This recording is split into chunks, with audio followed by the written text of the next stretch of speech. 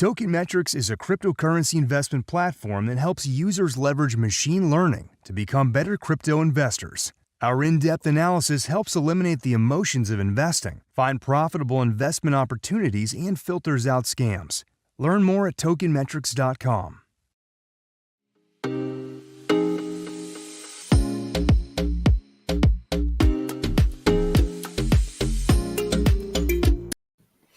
We are live. This is the market update, perhaps the most important update in the history of the market update. I'm your host, Bill Noble. This show is brought to you by tokenmetrics.com. If you need a roadmap in crypto, or you've been listening to the wrong people, subscribe to this channel. Turn on the alerts bell so you know when we're going live. And of course, drop a like if the content helps you. All right. So let's take a look at who we got here on the stream. Somebody says, why no red shirt? Well, I think the point has been made, right? For sure. At least I can now stop worrying about scaring people. All right. I was like, nobody wanted to hear this at Consensus this week, last week. Nobody. It's like I had no friends. I was like, dude, you need to look at this 1929 type stuff. No, sorry, not interested. Okay, bro. Crypto Lion is here from Arkansas. Fernando, LFG, right? Ali from London, right? SKT liking the stream. Appreciate that. Solely Soul, Jay Everything. Bull Runner is here. Right? Syed from Melbourne, right? Let's see. We have somebody coming in from Poland. All right. We have Annabelle from Puerto Rico. Boss Nova here. Welcome. Okay. Rich Feldman says, eternally grateful for the crash heads up. Akim Holland, what's up? Dana Schwartz from Jersey. John Stewart. Okay. Getting some cash for a little crash. That's right. Dry Powder, right? Topper Cruz, appreciate the love. Appreciate the love. Jonathan Bennett coming in from the Middle East, Norway, okay? Rugby Performance Lab from Mooresville, North Carolina, right? Kenya, Africa, Wisconsin, Driftless Crypto, welcome, right? Amsterdam, Phoenix.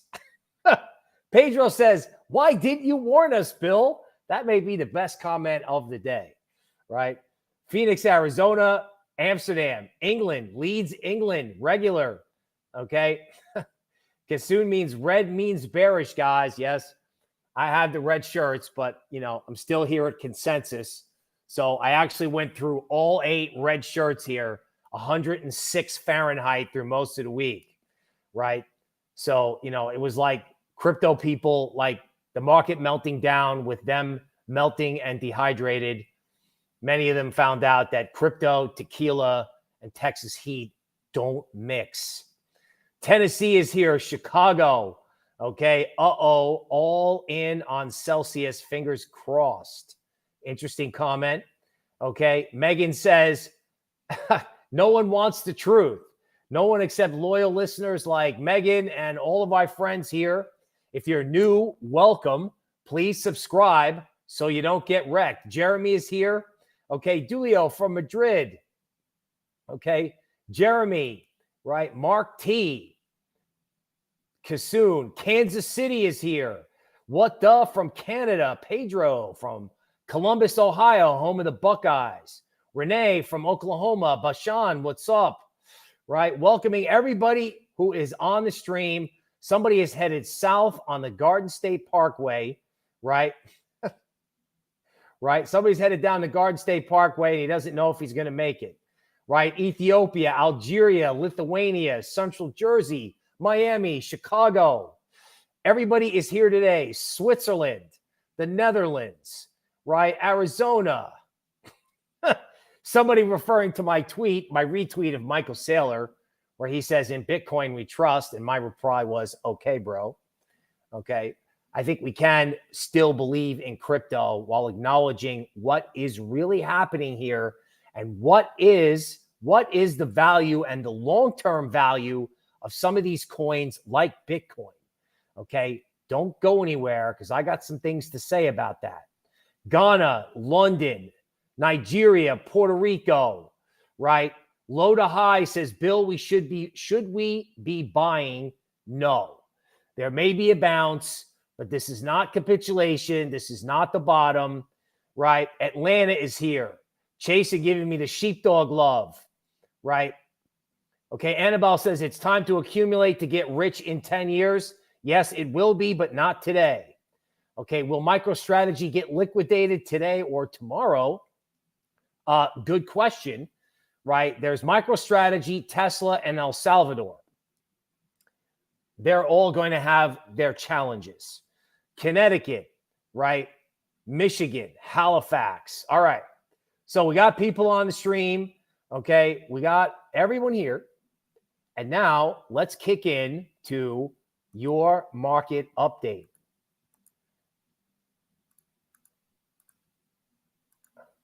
Okay. How to play BTC 6K. My downside target is lower than your downside target. I think it's 6K minimum on the downside. Okay. So I don't have to scare anybody anymore. I read my 1929 book 3 times. Clearly people should be getting it, but this market is going materially lower, not maybe today or tomorrow. So maybe it's like down, and bounce tomorrow, right? There are going to be a couple of bounces here in, say, late June and maybe mid-July. So there are going to be bounces. So it's not going to go straight down, but when it does go down, it's going to be brutal. There's a lot of people waiting to sell rallies, okay? And they're going to wait a while. Or the rally that they're looking to sell will be right back at where we are right now. So it may be sit, flush, come back, right? And then go. So now we're in this like wild vortex. Let's go over the news first. Okay.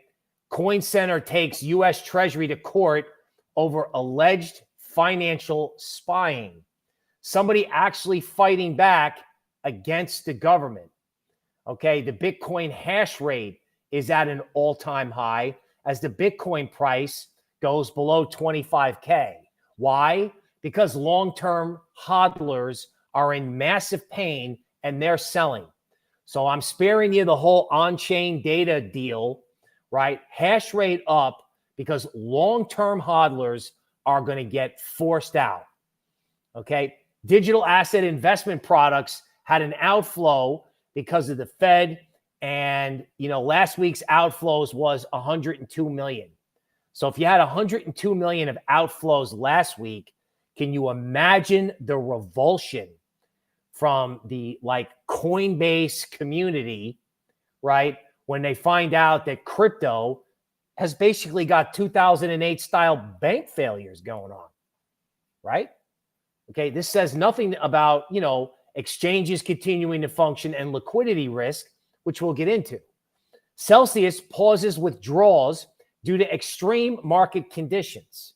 Okay. The company said in a memo to its clients on Monday.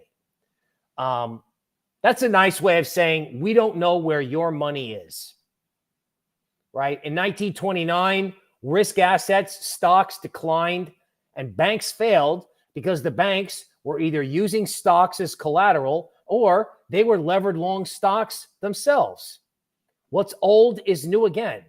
A plain Jane centralized lending platform has got serious problems. Now, I don't want to say anything negative about anybody, or I don't want to say anything negative about any one particular protocol. But the bottom line is you cannot have these kind of down moves in crypto, right? People think cryptocurrency is collateral. Whether something is collateral or not is a perception. Everyone thinks that ETH and Bitcoin are collateral. Well, guess what? The market is currently changing its mind about that. So anybody who is what I would call leveraged, right? Meaning it's not just derivatives and fast money. It's anybody who's saying, I'm going to have 1 unit of Bitcoin and I'm going to lend out, I don't know, a certain amount against that Bitcoin, right? They think, oh, well, Bitcoin is safe. It only goes up, right? Wrong. Okay. Bitcoin withdrawals temporarily paused on Binance. Oops. Liquidity risk. Can you buy? Can you sell? Can you get your crypto? This is the beginning, even if CZ gets it fixed, this is the beginning of liquidity risk. You can't get your money out. You can't get your money in. You can't buy. You can't sell. And this is when, all right, you get prices vaporizing like the market got hit with a Star Trek phaser. Just push, right, and poof. Push and poof. Just to drive this point home, I listened to CZ yesterday talk about how we're early in crypto. He did note that, Binance did not run around buying stadium rights and sponsoring baseball teams. That's a good point. But, you couldn't get your Bitcoin for 30 minutes this morning. So if CZ had that problem, right, with Bitcoin at 25K, what kind of problems are these exchanges going to have with Bitcoin at, 18, 14, 7? Like, what's that going to look like when you have mass liquidation? And institutions are involved here, right? And then we haven't even talked about the miners. So this is a 30-minute problem this morning on Binance. It's a warning shot. Celsius with 17,000 wrapped Bitcoin leveraged in Maker protocol. Okay, this position faces liquidation at 22,584, according to a Twitter source. So last week, what did I say? Everyone thinks they're safe in Bitcoin, right? Wrong. Okay, Celsius is a lending protocol, but they use crypto as collateral. Cryptocurrency is great, but guess what? Between now and say the end of September, maybe into the beginning of November, crypto is not collateral. If you use crypto as collateral, you are going to get liquidated. So this isn't anything personal against crypto. It isn't anything personal against any one protocol. Everybody using crypto as collateral is going to get liquidated. This includes MicroStrategy, corporations that own Bitcoin, El Salvador, etc. 1929 was just everybody gets liquidated, right? Which is why I said in response to Michael Saylor, who I respect, right, when he says, in Bitcoin we trust, not the right tweet for this morning. And I just respond, okay, bro, right? Risk management is of the order. It'd be better for him to tweet out, hey, this is what we're doing to manage our risk today. Okay. A MakerDAO vault just sold 65,000 ETH to pay off debt, according to a Twitter source. Okay. They showed the vault. Okay. Now, what's the point here? MakerDAO sells ETH, and ETH has been getting destroyed now for like a week and a half. Now, there are lots of reasons to sell ETH. It's collateral in the DeFi system. It's collateral for stable coins. Everyone's trying to sell their ETH. There's a lot of stuff going on with staking. We'll go into that later. Okay. But I just get this feeling that, ETH is a little bit too beat up relative to Bitcoin. In other words, this is being done June 13th, midday Central Time. And I'm like, wow, ETH's closing in on 1,000 and Bitcoin is still at like 24K. Like, that doesn't make any sense, right? It's like, it's almost like ETH has got to slow down on the way down, or ETH's bounce will be more violent when it happens. So I don't know how interested I am in being short ETH in particular, but oh my God, the catch up that's going to go on in Bitcoin, not to mention the equities people that may start selling Bitcoin to try to hedge their stock market exposure. And of course, this says nothing about the rising dollar, bad for Bitcoin. The rising price of oil, statistically bad for Bitcoin. So, and I listened to Edward Snowden at Consensus look directly at us on video and really ask Bitcoin developers why 10 years after he started using Bitcoin, there's no privacy layer on that coin, on Bitcoin. And I said, oh my God, is Bitcoin like a car where it's got a manual transmission and no air conditioning? Is it antiquated? Did they get arrogant about Bitcoin as a store of value? Did they not innovate? Right? Snowden won the top award at Consensus for that 15-minute talk. And I walked out of that presentation and I'm like, oh my God, this thing's going lower. Right? Now, it was led by ETH because of what's going on in DeFi. But this hasn't even started in Bitcoin, right? 24K is resistance. I mean, if it showed its face up there, get out, right? Now, ETH is going to be a wild beast to trade. I know ETH could, where's ETH if Bitcoin's at 6K? I get it, okay? But everyone is way too focused on ETH on the downside, way not focused enough on Bitcoin, and probably not focused enough on DeFi tokens, Solana, and Avalanche, right? Because, if Bitcoin isn't what we thought it was, right, and ETH is getting hurt, right, and ETH may be the only thing left, what do we need ETH killers for? What do we need them for? Honestly, okay? So let's keep going here. And let's look at the Bitcoin correlation metrics from tokenmetrics.com. So what is connected with Bitcoin on a correlation basis? Well, noticeably, exchange tokens, right? FTX, BNB, right? Other exchange tokens, right? I mean, Ethereum, Nexo, Polkadot is correlated with Bitcoin. Would not have thought that. So is Engine Coin. So if you're looking to get away from Bitcoin, the lowest correlation, Pax Gold, ApeCoin, interesting that they're in there, right? Along with Dash, which, I just can't bring myself to be constructive because I liked it before. And now I think Zcash is a better solution, also mentioned by Snowden. But if you're in any of these coins that are correlated to Bitcoin, or you want to know what coins are correlated to the coins you own, I strongly suggest you get over to tokenmetrics.com.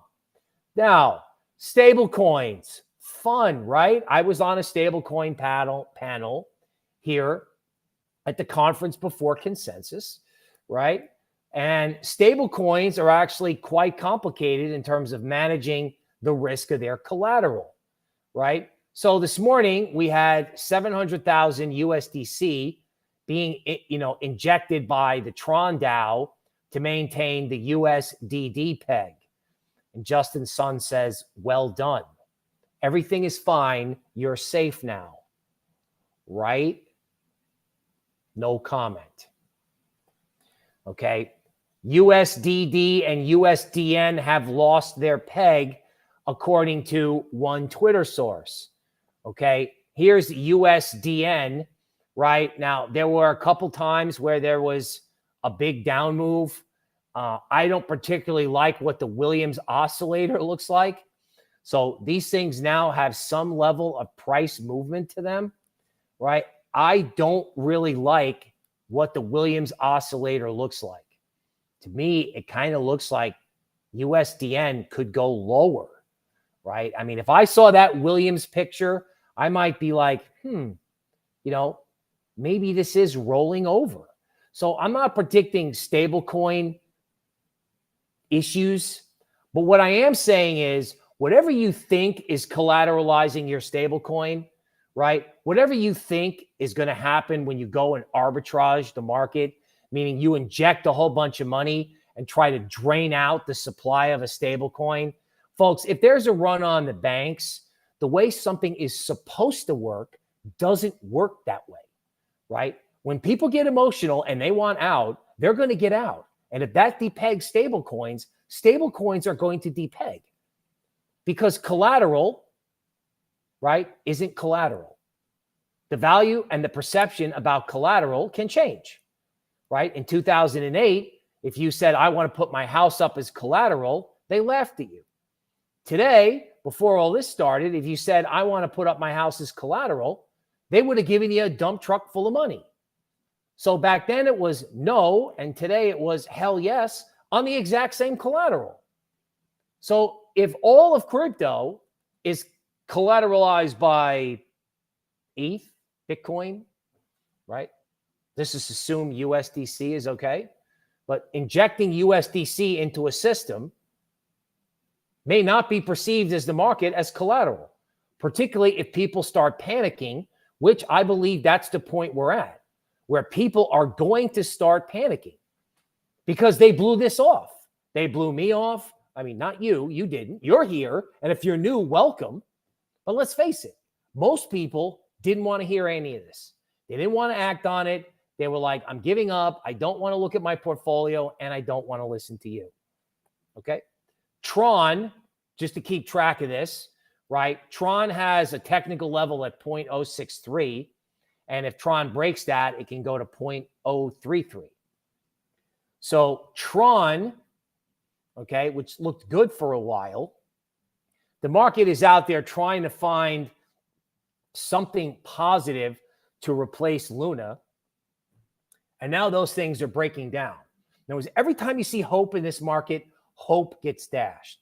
Every time they want to get long, every time they want to buy the dip, they get hosed.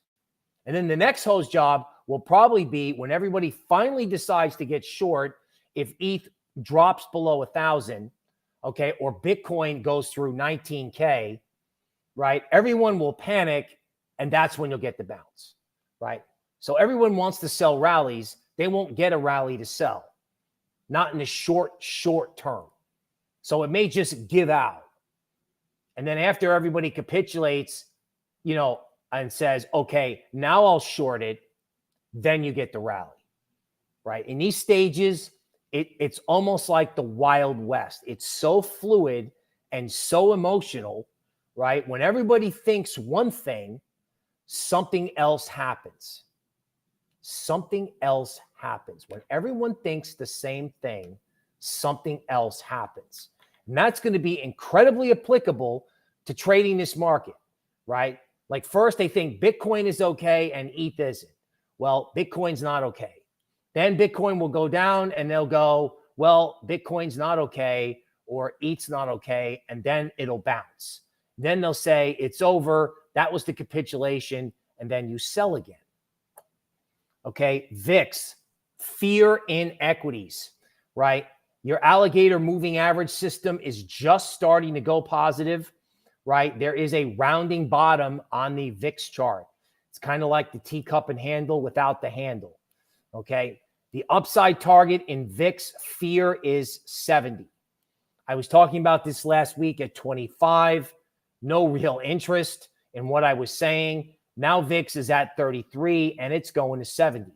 Why? Because the Fed wants equities down, right? They're probably going to just stay on the path that they were going on tightening, but the market is going to realize that either inflation is going to kill the stock market, the Fed is going to kill the stock market, European interest rates could move without the central banks.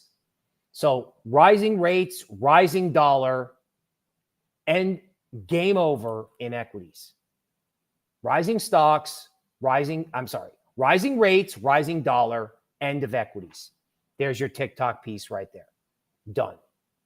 Okay. Now, if equities go, right, especially as we head into July, what's going to happen to crypto? Crypto's already had 2 liquidation events, and equities really haven't rolled over yet. So, you know, everyone's like, well, you know, what's going on in equities? What's going on in crypto is because of the inflation scare. No, it's not.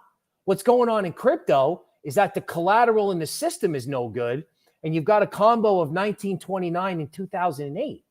What's going to happen to crypto in like September or say after July 4th, right, when the equities decline comes into the mix.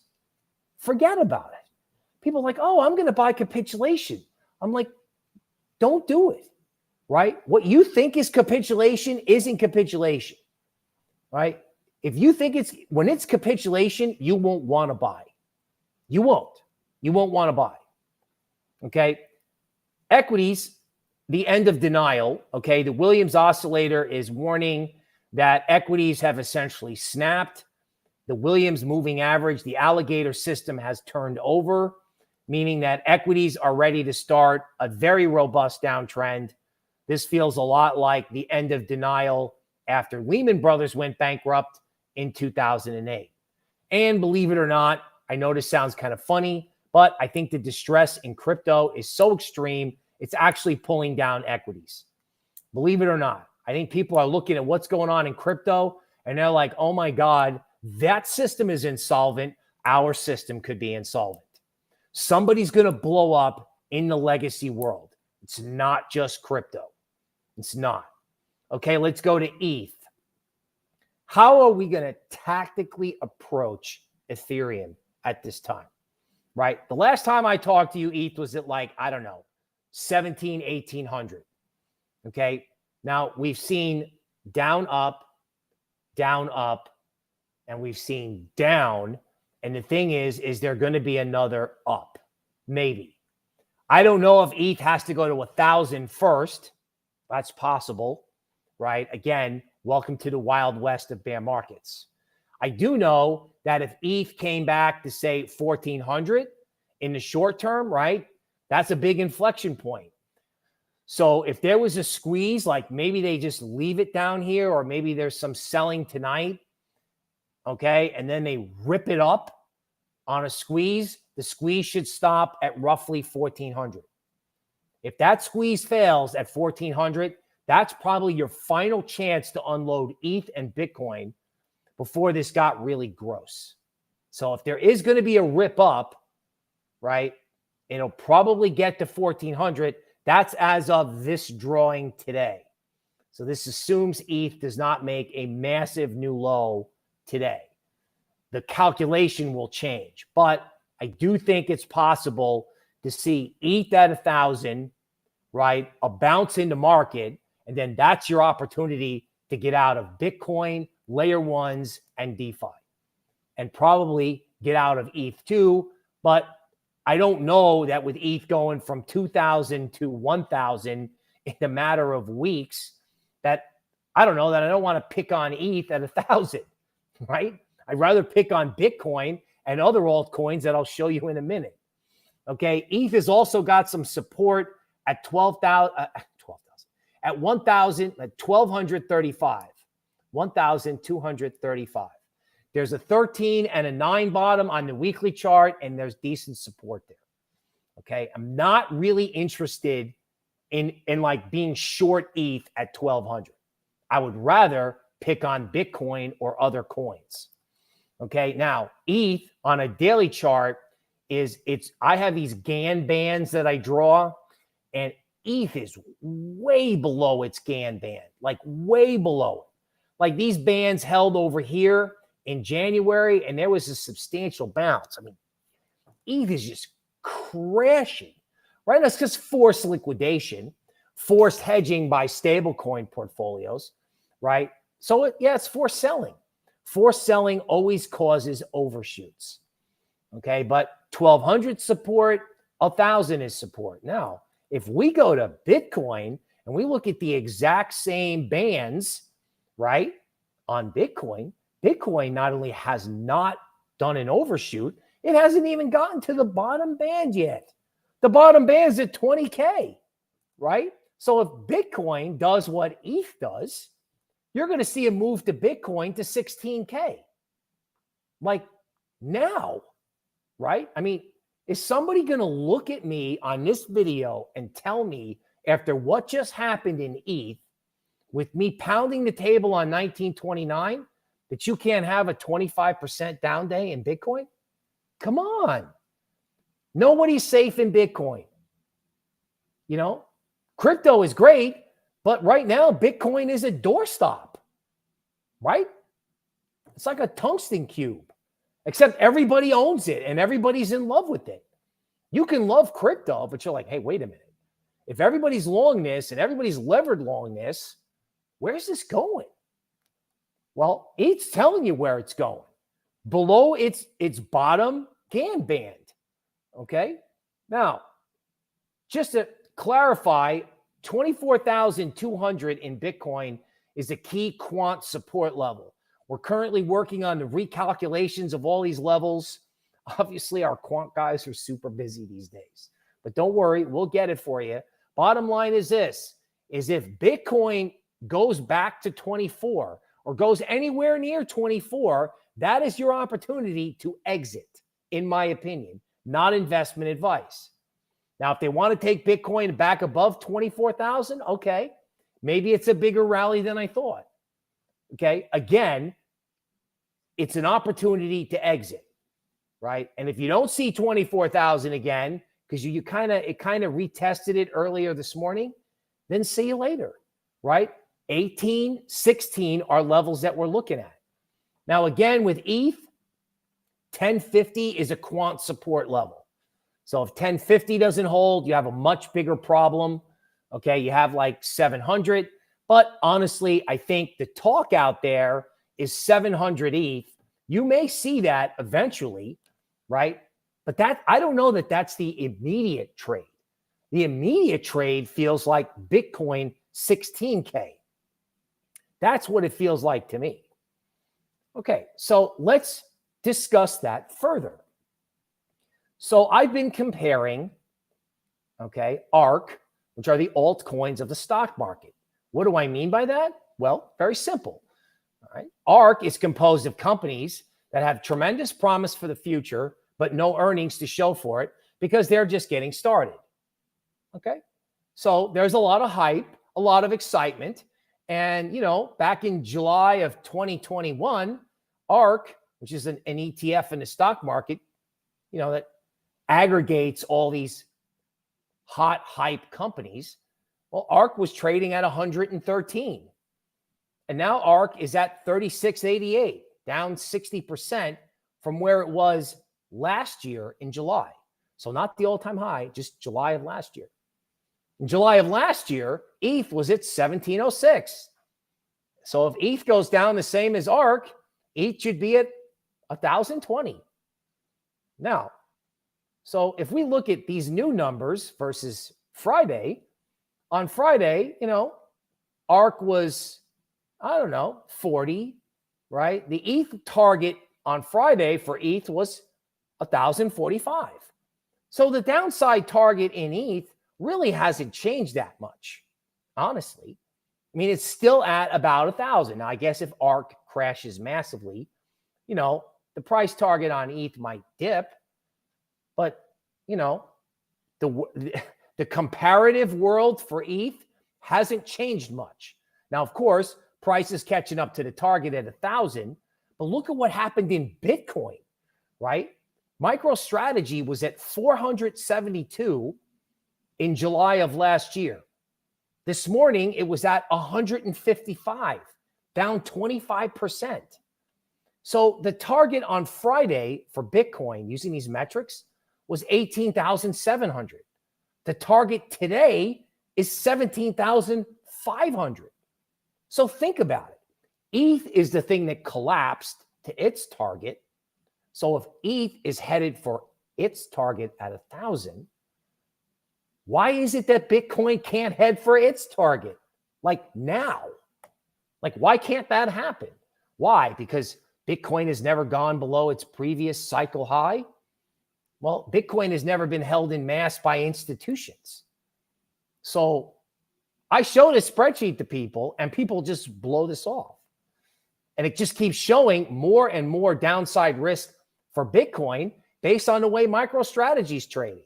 What's the difference between MicroStrategy, a small computer company with billions in Bitcoin, versus Bitcoin? I don't know. There isn't any. There isn't any. So, yeah, ETH could go to 1,000. I get it, right? ETH's collateral in a system that's fallen apart. but nobody's paying attention to Bitcoin. Nobody is questioning whether or not Bitcoin is collateral, and definitely nobody is questioning Bitcoin as the king of crypto, right? I mean, what if Bitcoin is a doorstop? You know, I'm not hating on Bitcoin. I'm not hating on Bitcoin maximalists. I'm just saying, what happens if Bitcoin has to be repriced for a new reality? It doesn't have privacy features. You know, the Fed is hiking rates, right? It wasn't an inflation hedge. I don't know. Take your pick. Value is a perception. The perception on ETH changed, but I don't think the perception has changed yet on Bitcoin. And when the market wakes up to that fact, the term is Katie bar the door. Okay. DeFi PERP. Governance tokens of DeFi protocols are good for what exactly? Yikes. Okay. I don't see it. And DeFi PERP looks like a bowling ball thrown out of a window. And even though it's down a lot, right? You know, we're getting to the bowling ball goes out the window, then it bounces, and now we're kind of like here. And it hasn't gone all the way down to hit the pavement. So, I mean, I think if DeFi PERP is below 2,000, it's going to 100. I mean, there is stuff out there in the cryptoverse. Like, everybody wants to go out and pick on ETH, and that's okay, right? I understand ETH can go a lot lower, right? Especially if you're looking out to Rectember and Rocktober. But nobody's looking at the governance tokens of the DeFi world. No one. Okay. Everyone keeps telling me on crypto Twitter, oh, well, you know, the vault in Aave is bigger than it was the last time it was at this level. Yeah, but nobody cares about the value of the vault if there's a problem with the collateral. And the protocol may be just fine. The mechanism that operates the protocol may be just fine. But what's the token of the protocol worth? Right? I mean, if they're liquidating the DeFi system, what do you need a DeFi governance token for?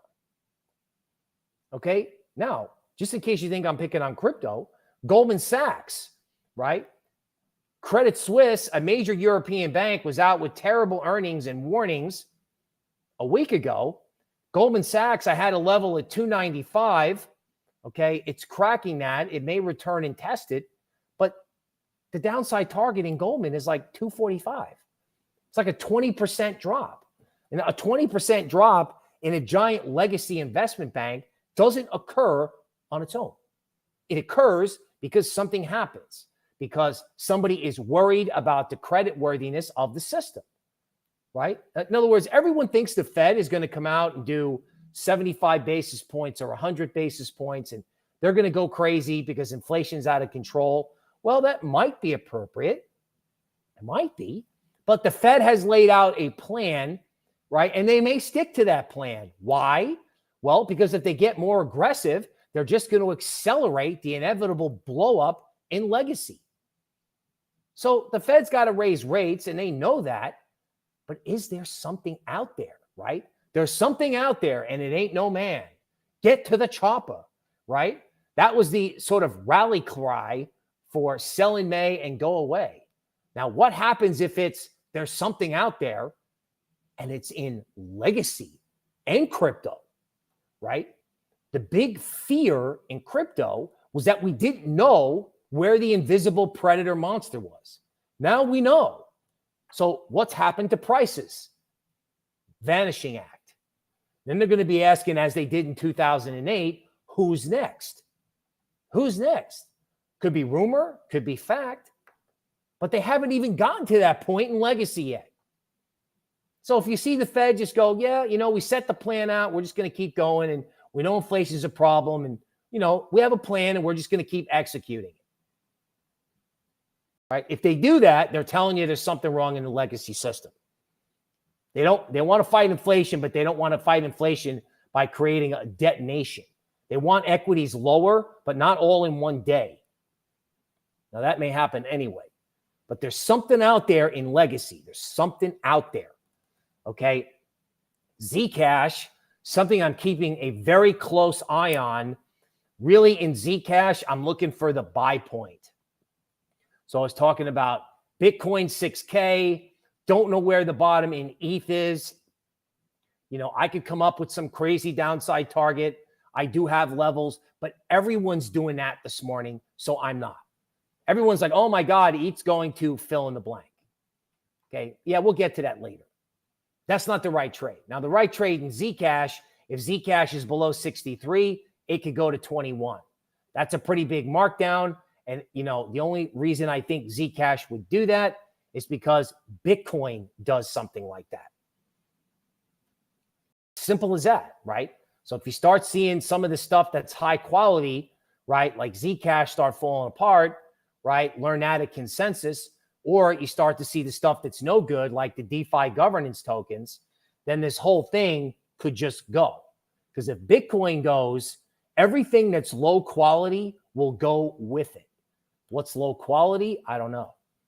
Well, you do know, right? DeFi governance tokens, right? Overvalued gaming tokens, okay?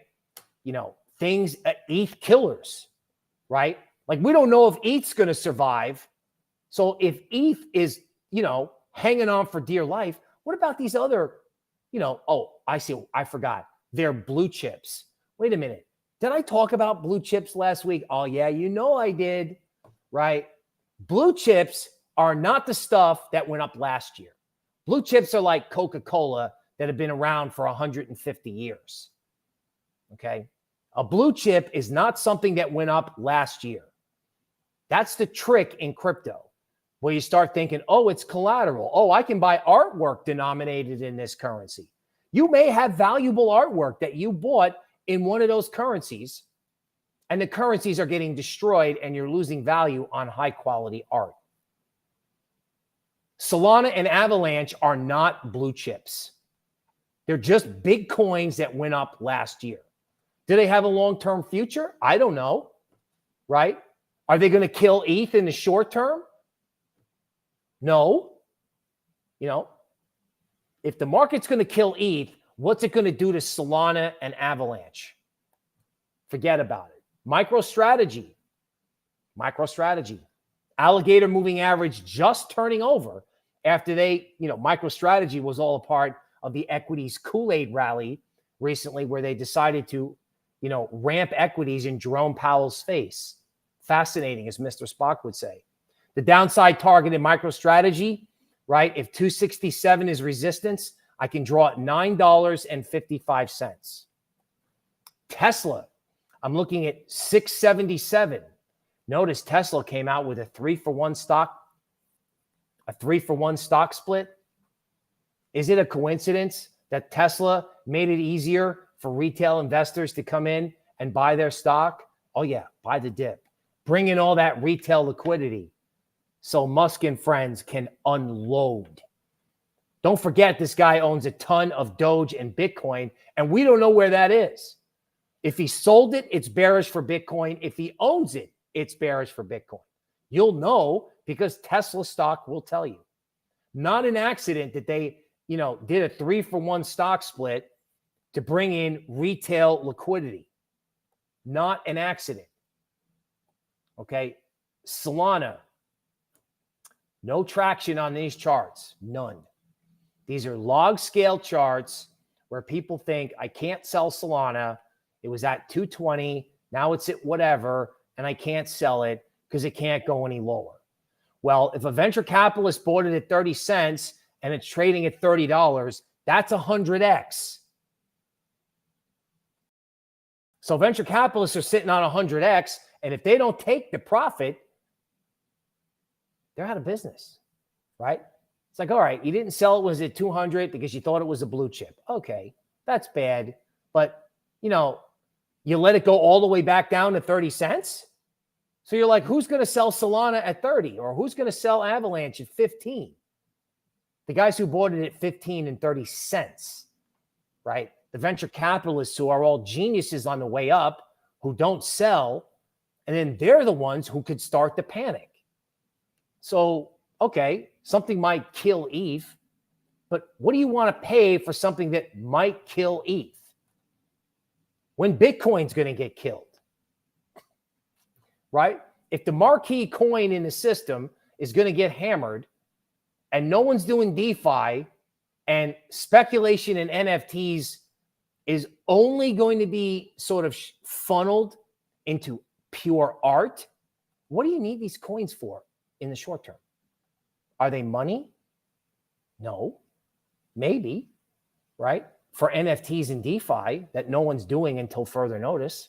So where can these things get marked down to? I don't know. How about zero? If they started at 30 cents, they can go back to 30 cents. And this log chart with some Fibonacci circles shows that, Solana broke out. The moving averages are just sort of rolling over. And Solana went straight up and it can go straight down. So can Avalanche, right? Again, if ETH is in trouble, what about all the things that were supposed to kill ETH? What's going to happen to them? Right? Again, no traction on these charts, right? Everyone's like, okay, Bill, I was the one getting the whole okay, bro thing last week. Avalanche could go to 3 by July 4th. It could go to 3 by September, right? Why would these things hold their value? I mean, it's an open question. You got to start looking at whatever crypto you have, and you got to say, why is this not going to go to zero? Who is going to come in and buy this coin? Or is there someone out there? Is there something out there, right, which could be as innocuous as somebody who's just got to take a whole bunch of profits, who bought it at really low prices? Because everyone got caught off guard here, right? I don't have 1 million followers yet, right? Okay, dollar index. Okay, a 3-month chart, quarterly. So last time we had inflation was on the left-hand side back in 1979, and the dollar index went from, 70 or 80 to 150. So this is a teacup, this is a handle, and why isn't the dollar just going to keep going up and up and up and up? Because there's a problem with the yen and the euro. It's as simple as that. So if the dollar goes up and up and up and everybody prefers the dollar to Bitcoin, that's pretty much the opposite of what every single Bitcoin book ever written states. Now, that's not because I'm hating on Bitcoin. It's just like Bitcoin was supposed to be wonderful because the dollar was going to blow up and Bitcoin was going to become the new reserve currency. I like the sound of that, but that's not what Mr. Market's doing. Okay, European interest rates, right? I mean, the European Central Bank they bought all the government debt in Europe when the yields were negative. Now, the yields are obviously not negative anymore. They went from negative, now they're at 1.5, and they're going to go to 2. Here's a question. Central banks have got massive losses on their balance sheet. They have trillions of dollars in debt and probably hundreds of billions, possibly, I don't know, 1 trillion or more, euros, yen, whatever. Their losses are catastrophic on their own balance sheet. Now you're like, Bill, what does that mean? I'm like, dude, I have no idea. Can a central bank blow up? Can the printing press not save a central bank? Now, that's a good question for crypto, because I think if that happens, it's later on in the year, and that could actually benefit crypto, where people lose complete confidence in central banks. But while all this uncertainty is out there about inflation, interest rates, bonds, legacy, crypto, DeFi, it's all toxic, right? There may come a day, I do believe in November, where, crypto will be able to rally and decouple from equities and legacy. But that may be after crypto falls to shockingly low prices, because whatever's going on here with this chart is not good for any risk asset. Oil, statistical analysis done by Tokenmetrics shows that oil up means possibly Bitcoin down. If oil takes out 125, it's going to 156. And you're looking at $10 gasoline for July 4th. Okay, the oil market was dramatically hurt when the war started. And what do I mean by hurt? Well, a lot of players got liquidated, okay? And when you go to buy and sell oil now, there isn't any liquidity. There isn't any liquidity. The people who would buy, sell, and trade and all that flow that would go through the markets, they're out. They're out. And it's the same in crypto, right? So if oil goes from 125 to 156, the U.S. has sold their entire strategic petroleum reserve, and the Chinese bought it all, according to one blog. So if we got to go buy oil, what's going to happen? Or if anybody's got to buy oil, what's going to happen? Or if there's a geopolitical event, you get the point, okay? This is toxic for stocks. It's also toxic for Bitcoin. Okay, dollar index at a tactical level.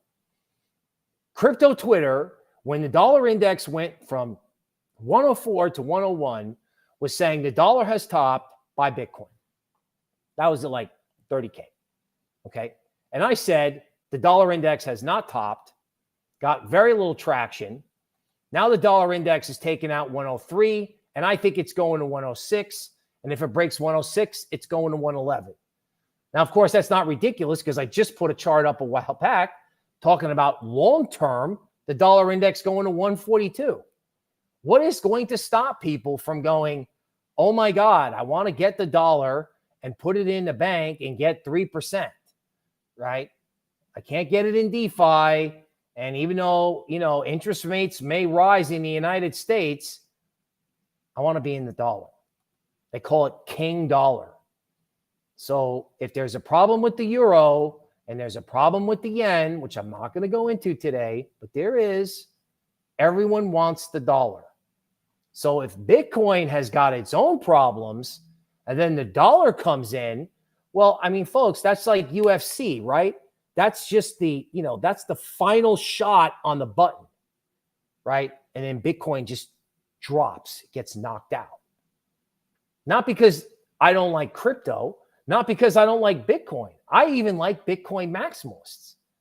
But what people don't understand is that value is a perception. And the perception can change so fast that people won't know what hit them. Why? Because they think they're safe in Bitcoin. And they're not. And that is the extended, most important market update ever, according to everybody I work with. Okay, so somebody is reminding you to hit the like button. I saw we got to 860 likes. Oh my God, people. If I call it and it's 1929, right, I don't get 1,000 likes, what do I got to do? Come on. All right. And of course, everyone who is hitting the like button, let me extend my appreciation to you. Along with everybody who's new, please subscribe. Please tell your friends. And please stop listening to people who didn't want to give you any warning about this, right? Listen to us, okay? Somebody said hard pass on the dollar, right? I don't want that, okay? Dean liked the updates, right? Somebody said, what's up with the number of likes, okay? Somebody, okay? Is it worth to chase airdrops? Well, if you chase an airdrop and you have to own a coin and the coin goes down 60%, you might have the airdrop. That might be good, but what is the thing you have to hold to get the airdrop? Like, for example, I was getting ready to say, hey, maybe we should look at Polkadot because everybody here talked about Web3 and nobody talked about Polkadot. And I was like, oh my God, I looked on Token Metrics and I saw Polkadot was one of the highest correlations with Bitcoin.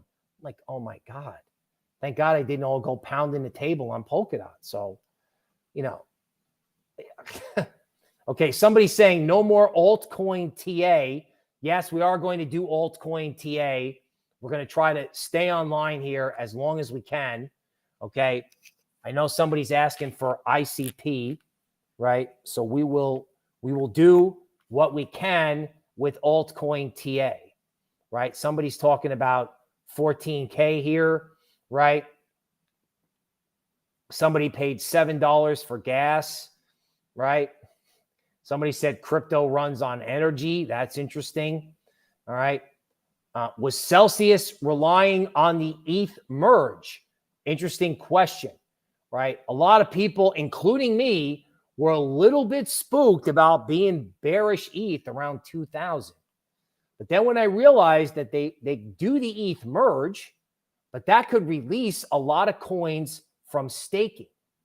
So that brings us to the next segment where, I think what I'm going to do is we're going to do a little bit of, I don't know, let's call it Celsius 101, right? In other words, if you're tuning in and you're like, oh my God, what's going on, right? What is happening here? Let's talk about it. Let's just literally, let's just read it out, okay? So Celsius is like a $3 billion company that was hinting it could be worth $10 billion this year. Celsius is an app where lots of people put their crypto to earn rewards. Okay. Staking is locking up your tokens, right, to help a blockchain operate. That's what proof of stake means. Liquid staking is some party gives you another token in exchange for your staking. So you'll give them ETH to stake, and they'll give you their sort of imaginary ETH, right? And you can do stuff with that. You can put it in DeFi and, you can play the game, okay? So this token that they give you, Monopoly ETH, is meant to be a claim on the stake token. At some point, you can swap out what they call the liquid token and get your original, okay? This lets you spend and do stuff with your stake tokens while they're locked up. Very clever, as long as, the ETH and the Monopoly ETH maintain their value and everybody doesn't go cash in for their ETH all at once. So they can GTFO. Okay, so, Celsius, staking, and liquid staking. Now, users have deposited 3.8 billion into Celsius. Okay, now we're sort of afraid, according to this LinkedIn author, that Celsius might be in trouble. They hold 1 million ETH in the bank, right? Okay, and the problem is that that only 27% is in actual ETH. Okay, so Celsius is filled with, I guess, Monopoly ETH, maybe. The rest is locked up in ETH2 staking, which won't unlock for at least a year. Okay, remember, STETH, that staked ETH, is not ETH itself. You'll be able to convert the staked ETH to ETH whenever ETH2 staking unlocks. But it's unclear when that date is. So everyone's like, oh my God, I've got Monopoly ETH. I don't get my actual ETH. What do I do?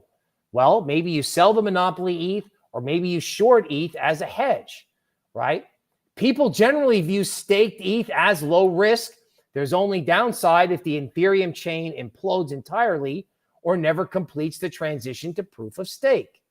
Okay, so because of this, staked ETH has been valued as equal to 1 ETH. So what's the issue? People are pulling their money out of Celsius. The latest estimate is something like 50K ETH. 80 to 90 million is leaving Celsius every week. But there's only 270,000 of actual ETH. Okay, if this continues for roughly 5 weeks, Celsius has some tough choices to make.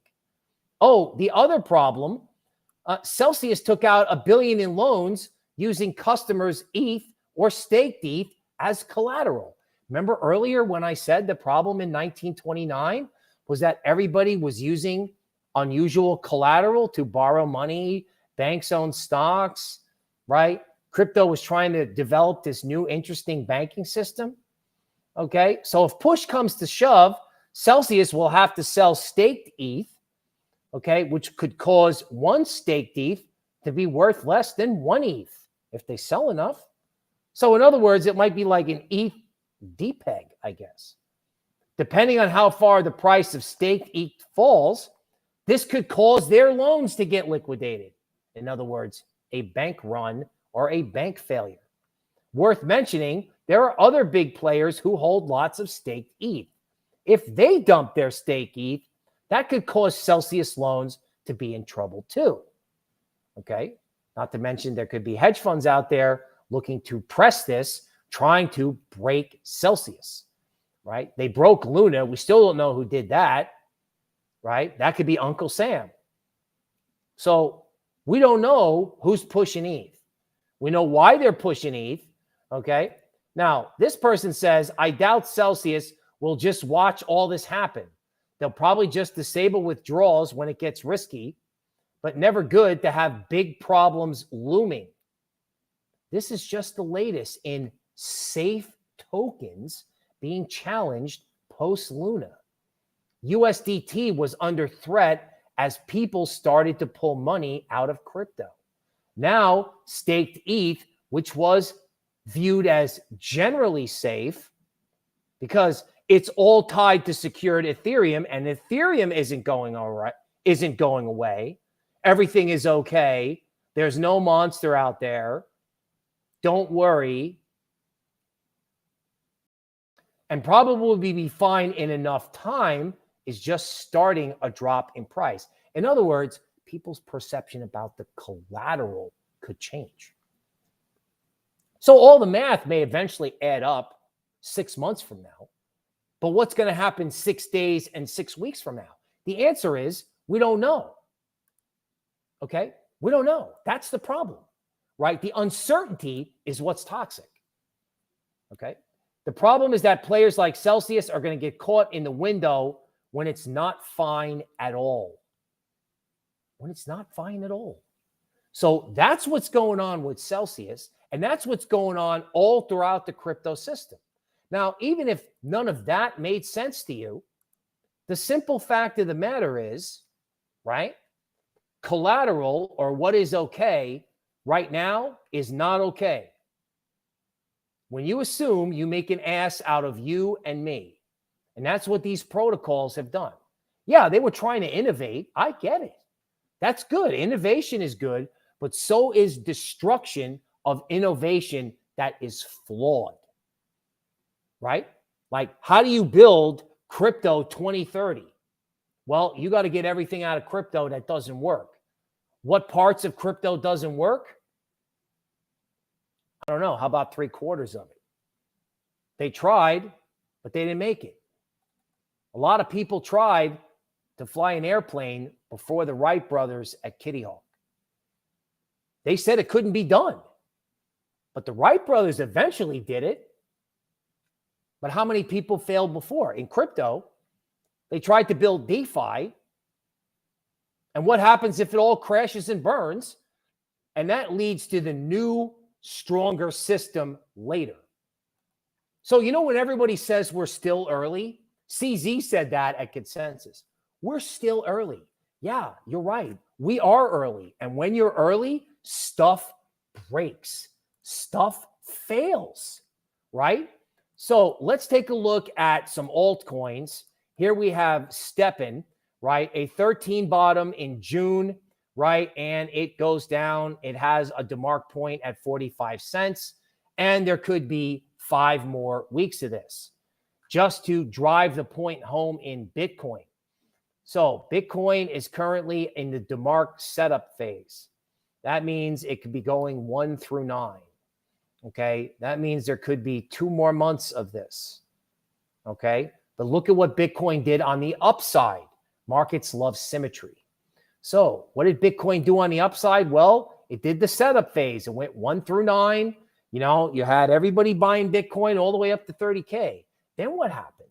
Well, Bitcoin decided to do a monster overshoot, right? It didn't stop at 9. It paused, but then it continued. It kind of overshot on the upside. So Bitcoin is 2 months away from where it should pause or bottom. But what if it behaves on the downside the way it behaved on the upside? What if it goes down for the next 2 or 3 months and then just keeps going?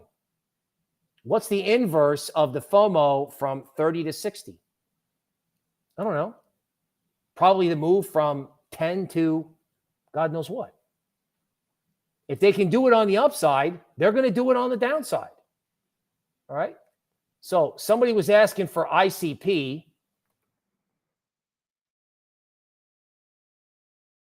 So we are still doing altcoin TA. All right. Now, this is very important when it comes to DeMark work. So here was the 13 bottom in ICP. The market went down. They had a squeeze. Okay. So you did get a rally off a 13 bottom.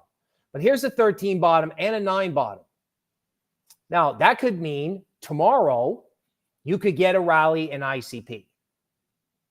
I mean, I can see a case for a bounce. This is why with ETH at close to 1,200, I'm not super bearish ETH. Yeah, ETH could go to 1,000, but I think there's a bigger point to be made. Now, if ICP holds, let's see, the level is 570. So if ICP holds 570, it's okay. If ICP can't hold 570 and this 13 and 9 bottom doesn't work, it just disappears. Okay. And this is going to go for altcoins across the board. Across the board, right? Okay. Oh, okay. So Cardano. Let's talk about Cardano. Cardano was really impressive at consensus. I got to tell you. I mean, the Cardano booth was mobbed. And I actually got to hang out with BitBoy. And BitBoy said he interviewed, the top guy from Cardano, I believe. And, what he got from the interview was the guy just has a passion and a belief in what he thinks about his project. That when he talks about it, it's believable. Now, Cardano has not made a new low for the move yet. That's really interesting to me. They killed it, right? But it goes down and they bring it back. Right? Now, I'm wondering if the Cardano people out there are right. Now, Cardano may eventually wind up going down, I guess, if everything else going down, but Cardano right now is outperforming, right? I mean, Cardano's got a 13 and a 9 bottom. And if Cardano could close the week above, say, 50 cents, I don't know. The Cardano people are going to say, hey, you know what? We had our down move. We went from 30 cents to $3 and now we're back to 50 cents. So, yeah, I think the market's going lower. Yeah, I think you might get a 1-week rally in Cardano and it could start failing again. But the point about Cardano is it's all up for grabs. It was kind of assumed that Solana and Avalanche would be the things that challenge ETH. Maybe it's Cardano that challenges ETH. Right? I mean, if everything's going down and we're going to start over in crypto, Cardano has as good a chance as anybody else. And I will tell you, the crowds at their section in the convention, it took a while to find a Cardano water bottle. Okay. Now let's talk about MATIC.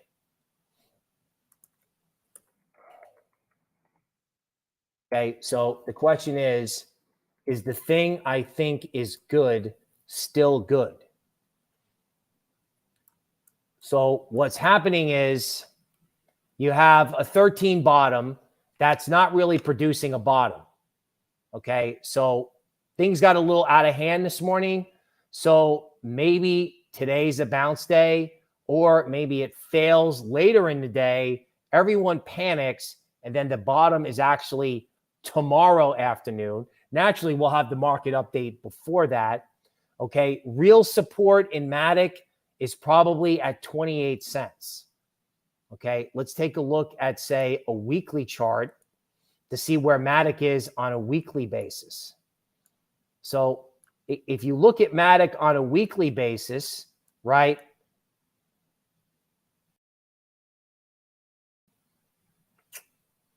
Okay. Okay, there's support, but it's way below the market. Now, there's a 9 bottom here. And one thing I noticed is that, I don't know, sometimes you get these relief rallies after the 9, but they may have done that over here 2 weeks ago. So are you safe in MATIC? I'm kind of thinking no, to be honest with you. Let me see if I can get a horizontal line here. Okay. So MATIC at 40 cents, there feels like support because that's where the whole rally started from. And this is an important lesson for all of crypto. If MATIC is a top crypto and MATIC can go back where it started from, why can't the rest of it do that? Right? I mean, is there a difference between like the thesis and the arguments for MATIC and the arguments for other coins? Really? I mean, this coin is good because 1, 2, 3. This coin is good because 1, 2, 3. Does Mr. Market care about that when everyone is panicking? No. And if MATIC can go back to where it started from, what happens to the rest of the market? What happens to the rest of the market? Okay. Any chance of tether dominance? Okay. Calgary is here. Welcome. Okay. Someone's asking about Balancer. Okay. Let's take a look at that. Maybe take a look at a DeFi token.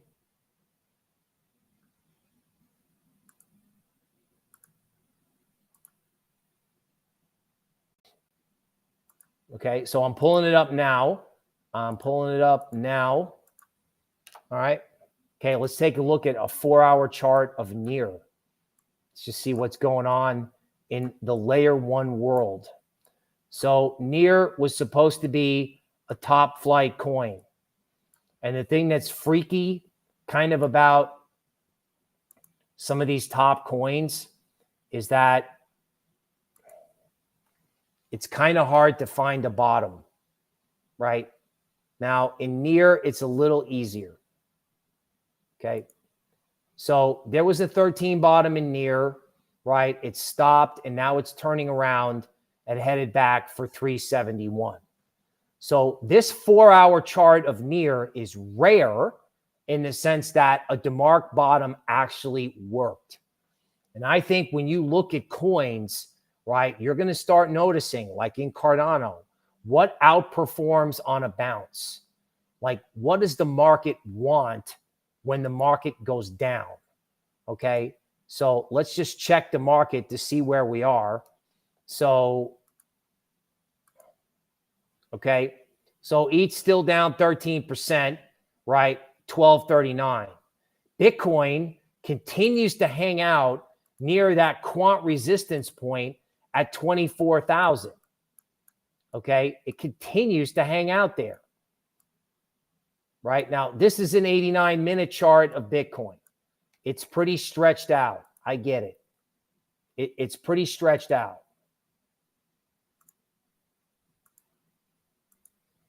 Okay, so I can't really draw anything on this that makes sense except for that quant-related stuff. Okay, S&P futures are still down 3%. Now, with Bitcoin, this is interesting on the 89-minute chart. These are like Bill Williams fractals. If you see Bitcoin below 22,582 and it starts to accelerate, it's going to 18. It's going to 18. Okay, so, you know, just because it's gone straight down from 28 doesn't mean it's over. Because again, Bitcoin's down 11%, but ETH was going down 10% at a time over the weekend. Okay, so everything that everyone thinks they're safe in, they may not be safe in. They may not be. Interesting that KDA is up today. So KDA is probably headed back to a big technical level around $1.67. So I know we have KDA fans on the stream. Okay, that's probably where I got $1.67 from. Okay, and there was additional support at $1.27. So I don't know what's going on with KDA. I don't know if you're safe in KDA or whether or not there are things that have been just so totally destroyed that they may bounce. KDA may be a premonition of what happens, say, in ETH if there's a big liquidation heave today or tomorrow. Because remember, right, I think that's funny about some of these layer ones is that some of this stuff may be washed out already.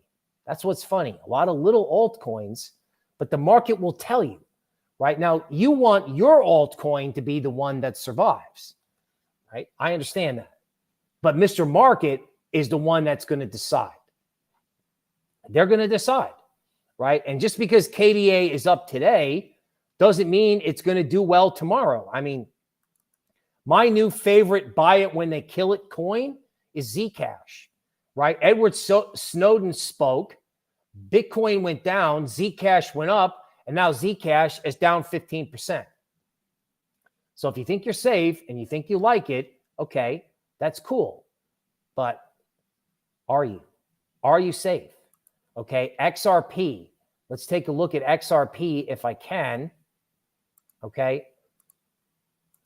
Oh, I forgot. Right, I did ICP. Okay, let's take a look at XRP.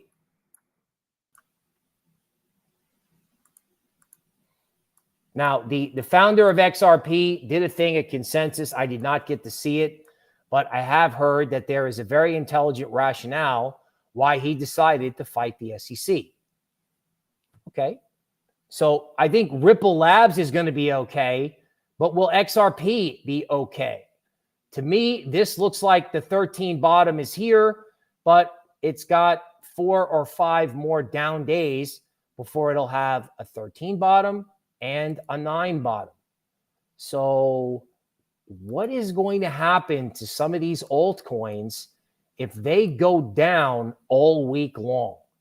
Like what happens if there's like a bounce? Like what happens if it's down tomorrow and then it comes back and then starts down again, right, over Father's Day weekend, right? It'll be Father's Day weekend. And what does Mr. Market love to do on U.S. holidays?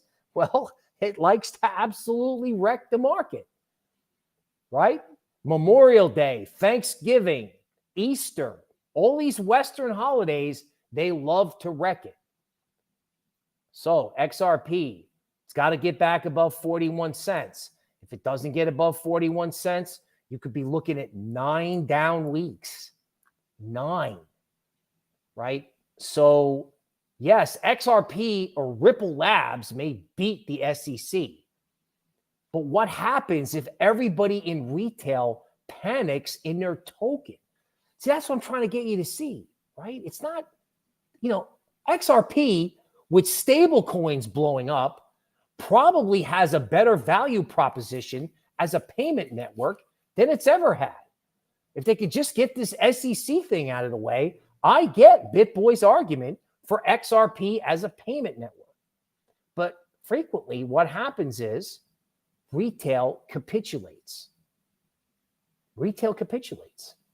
And between now and the end of July or between now and the end of September, what is going to happen to these coins if people think they don't have to sell? Now, again, I'm not picking on XRP in particular, right? I'm just trying to bring to your attention that even though you may like your coin, okay, your coin may not like you back, okay? Classic case in point here, Solana, right? 13 bottom, no bounce. Way outside its GAN bands, like way outside, okay? Like way outside.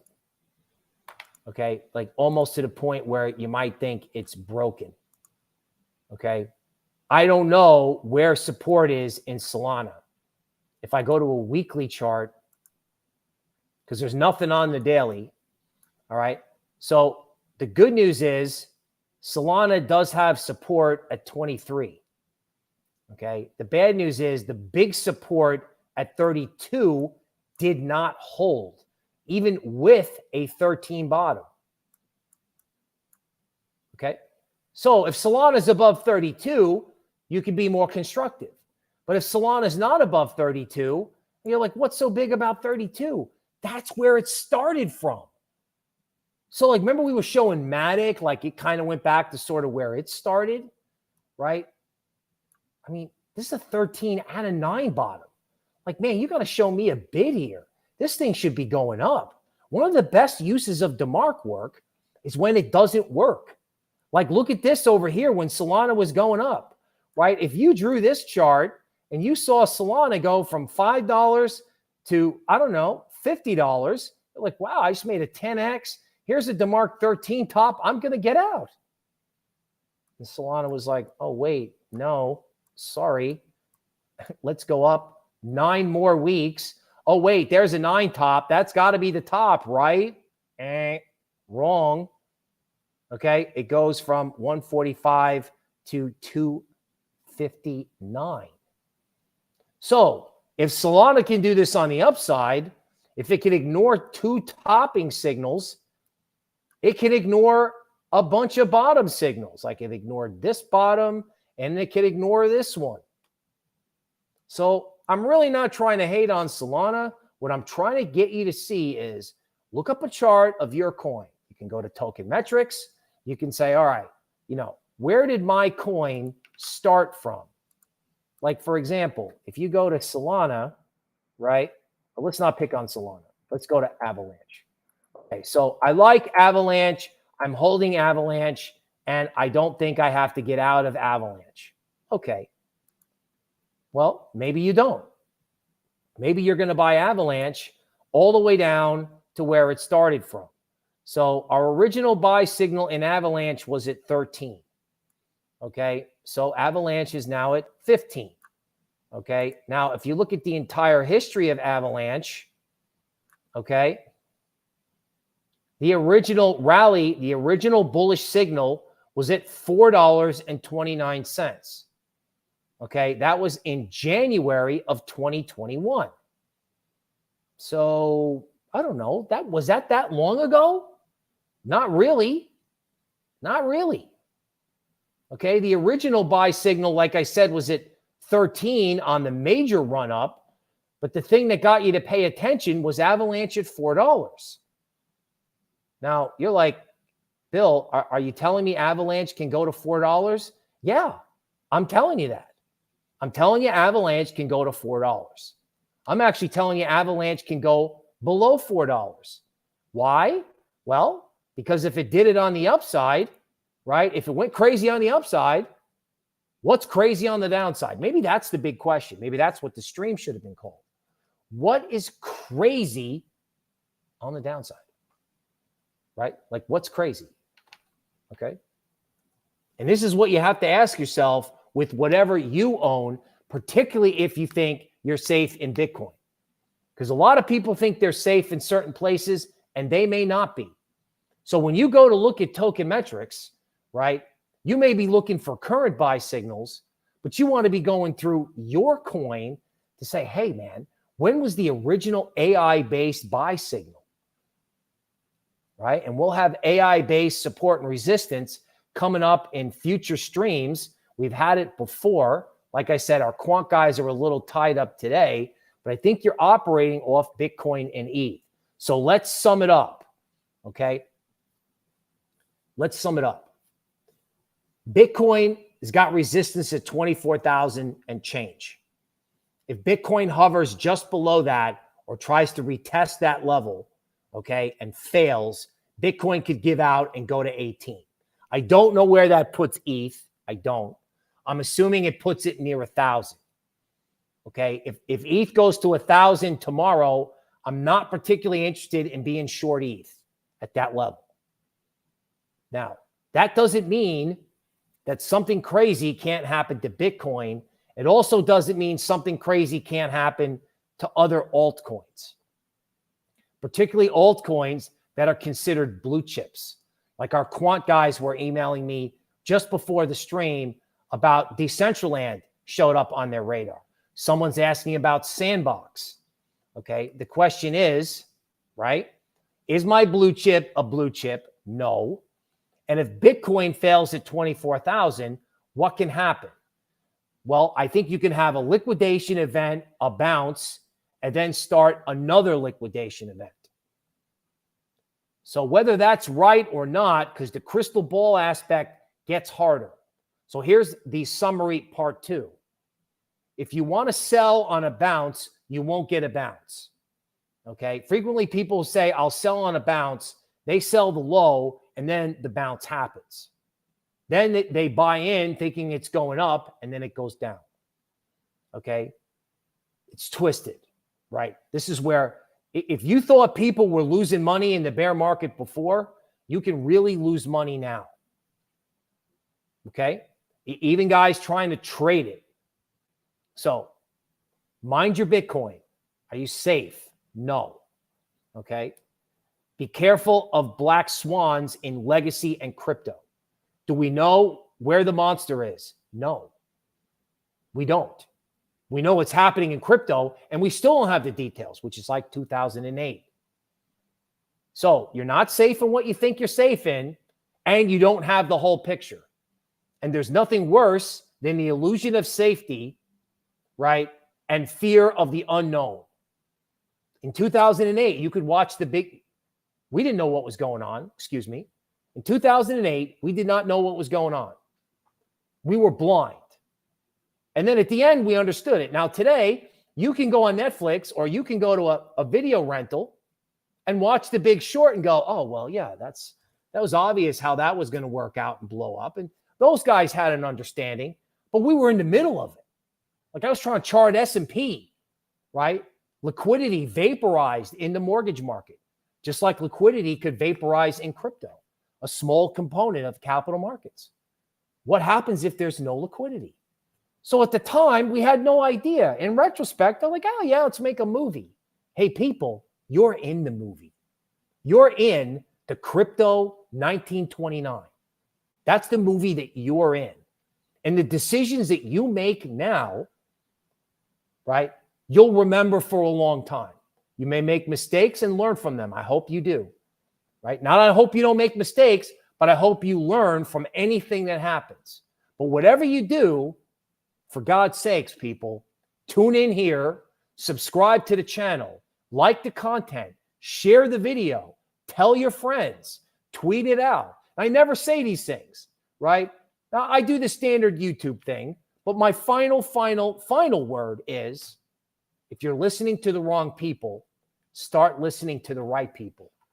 That's Token Metrics, tokenmetrics.com, Token Metrics YouTube channel, the market update. Okay.